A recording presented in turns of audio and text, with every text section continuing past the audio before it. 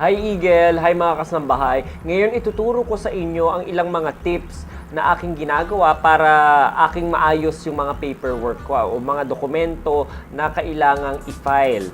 Ang una-una kong ginagawa ay bumibili ako ng isang folder. Very important ang folder kasi ito'y nakakasegregate ng mga iba't ibang klaseng dokumento na ating mga pinanghahawakan.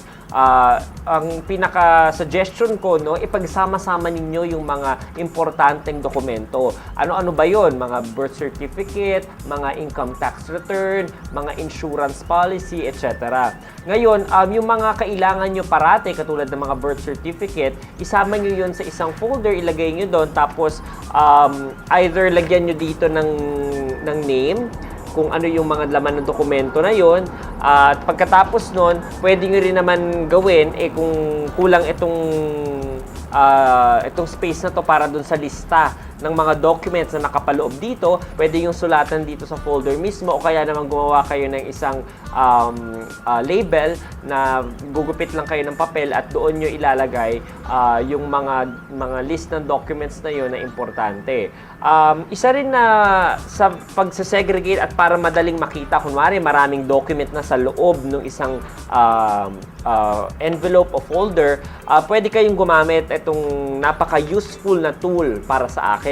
Ito yung tinatawag na tape flags. Nilalagyan ko yan ng tape flags sa gilid, tapos lalagyan ko rin dyan ng label para kahit na makapal yung dokumento dito sa isang folder na ito, madali kong ma-access, madali kong makita just by looking dito sa gilid. Ang pwede rin nating gawin para lalong mapadali ang buhay ninyo sa pagsasegregate ng mga dokumento ay gumamit naman, hindi naman ng tape flags, pero itong tinatawag na mga post-its. Pwede ditong maglagay ka ng mga notes, ano pang mga kulang na dokumento na kailangan mo ipasa para mapaalalahanan ka. So I suggest you guys to put it inside an envelope, na yung file envelope na malaki-laki, o kaya naman kung meron kayong filing cabinet, mas mainam yon.